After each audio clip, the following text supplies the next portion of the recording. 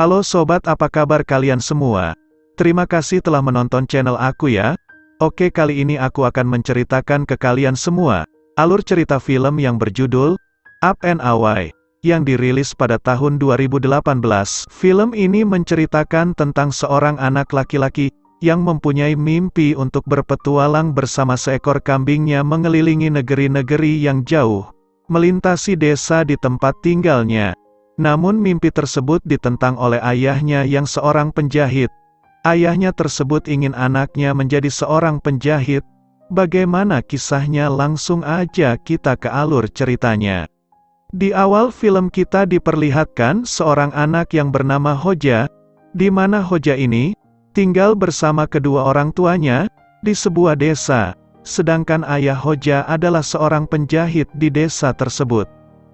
Hingga suatu hari Hoja mempunyai sebuah mimpi untuk berpetualang mengelilingi negeri bersama sahabatnya, yaitu seekor kambing miliknya yang diberi nama Raya.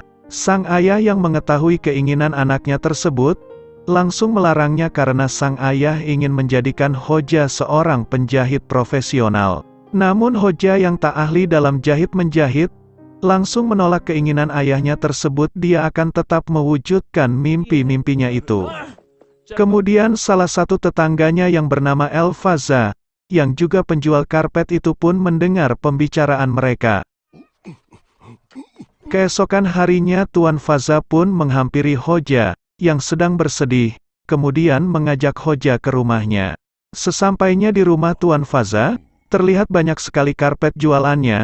Terlihat Tuan Faza sedang mencari sesuatu di antara karpet-karpet tersebut, dan tanpa sengaja Raya malah menyentuh sebuah karpet. Seketika karpet tersebut itu bisa bergerak dan berjalan. Melihat hal tersebut Hoja pun dibuat kaget. Lalu Tuan Faza pun memanggil karpet tersebut dengan sebutan teprak-teprak, dan karpet itu pun mendekati Tuan Faza. Di situ terlihat Hoja yang begitu senang dengan karpet tersebut. Tak hanya bisa berjalan, karpet tersebut pun bisa terbang. Kemudian Hoja pun meminta izin kepada Tuan Faza untuk mencoba karpet tersebut. Lalu Tuan Faza pun mengatakan kepada Hoja, dia tak hanya mencoba namun Hoja pun bisa meminjam karpet itu. Tuan Faza pun mengingatkan Hoja tentang bahaya yang akan selalu mengintainya, karena banyak sekali orang-orang di luar sana yang menginginkan karpet terbang tersebut. Namun Hoja yang tak takut akan bahaya, dia memohon kepada Tuan Faza untuk mengizinkannya meminjam karpet terbang itu. Lalu Tuan Faza pun mengizinkannya. Kemudian Tuan Faza meminta bantuan kepada Hoja untuk pergi ke sebuah tempat yang bernama Peto untuk menemukan sebuah berlian miliknya. Namun Hoja tampak begitu bingung. Apa yang dimaksud Tuan Faza tentang berlian tersebut? Lalu Tuan Faza pun menceritakan kisahnya pada waktu itu. Peto adalah sebuah istana yang begitu indah dan memiliki kubah yang dilapisi emas. Namun pada saat itu Tuan Faza harus melarikan diri dari kejaran Sultan, sehingga dia pun meninggalkan berliannya. Yang ia maksud berlian adalah cucunya. Karena Sultan tersebut terobsesi dengan karpet terbang itu, sehingga harus menyingkirkannya. Tuan Faza pun memohon agar Hoja bisa membantunya untuk menemukan cucunya itu. Dengan senang hati Hoja pun bersedia membantu Tuan Faza. Kemudian Hoja pun membawa pulang karpet tersebut untuk mencobanya. Sesampainya di rumah, Hoja pun mengatakan kepada ayahnya untuk pergi berpetualang ke sebuah kota yang bernama Peto. Ayahnya pun mengatakan kalau tempat tersebut sangatlah jauh dan bagaimana caranya untuk pergi ke sana. Lalu Hoja mengatakan kepada ayahnya kalau dia akan pergi ke kota itu dengan menaiki karpet terbang. Mendengar perkataan Hoja, ayahnya pun menganggap kalau anaknya sudah tak waras dan kehilangan akal. Namun Hoja berusaha meyakinkan ayahnya. Kemudian sang ayah menyuruh Hoja membuktikan perkataannya itu.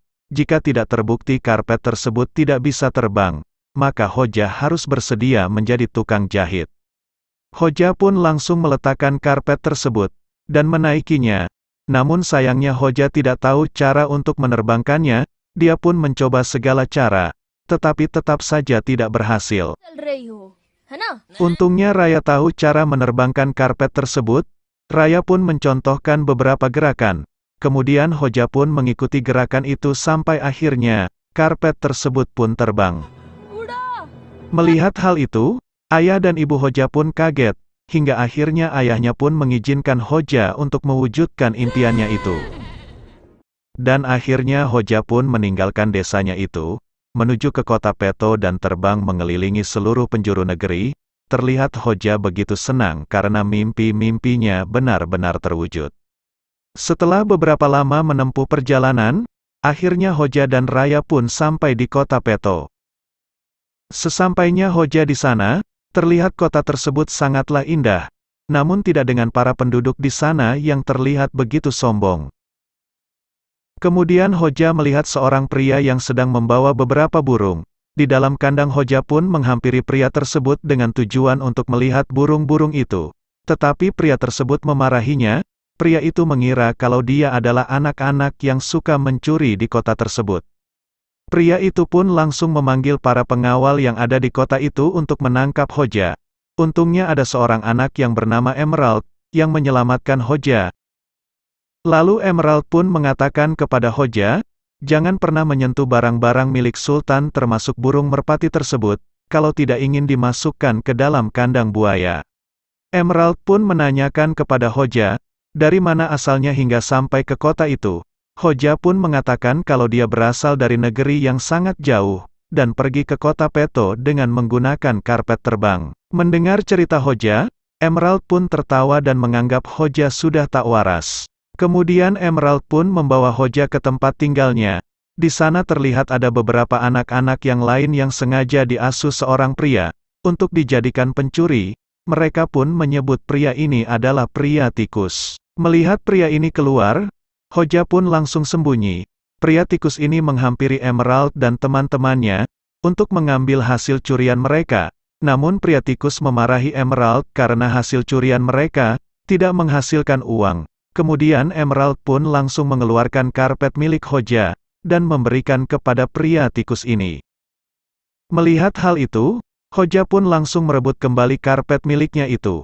Karena karpet tersebut terlihat lusuh, pria ini pun akhirnya mengembalikannya kepada Hoja. Kemudian Hoja pun pergi dari tempat itu, dan mencari tempat lain untuk beristirahat. Di saat Hoja meninggalkan tempat tersebut, pria tikus ini pun melihat Hoja sedang menaiki karpet terbang itu. Setelah menemukan tempat beristirahat Hoja dan Raya pun merebahkan tubuh mereka, sehingga mereka pun tertidur. Keesokan harinya, Hoja pun terbangun. Tiba-tiba dia melihat karpet terbang miliknya sudah hilang. Dan ternyata yang mencuri karpet tersebut adalah pria tikus ini, dan membawanya ke istana Sultan. Sultan pun berjanji barang siapa yang mendapatkan karpet terbang tersebut, akan diberi imbalan, dan menjadikannya seorang jenderal di istana itu. Lalu pria tikus ini pun menghadap Sultan, dan mengatakan kalau dia telah mendapatkan karpet terbang itu. Terlihat Sultan tersebut pun sangat senang dan ingin segera mencobanya, karena dia telah lama mengimpikan, bisa terbang dengan karpet tersebut. Sultan pun menaiki karpet tersebut, namun sayangnya si Sultan malah terpental kembali ke kursinya, karena karpet tersebut tak bisa menopang tubuh si Sultan. Sultan pun sangat marah, dan ingin melemparkan pria tikus itu ke dalam kolam buaya. Namun pria tikus ini memohon untuk memberikan dia waktu untuk mengajar karpet tersebut agar bisa terbang sebagaimana mestinya. Kemudian Hoja menemui Emerald, dan menanyakan karpet terbang tersebut. Hoja mengira Emerald yang mencurinya. Namun Emerald pun mengatakan, kalau dia tidak mencuri karpet itu. Tetapi Emerald tahu kalau pria tikus itulah yang mencurinya. Hoja pun meminta bantuan kepada Emerald, untuk mendapatkan kembali karpet tersebut.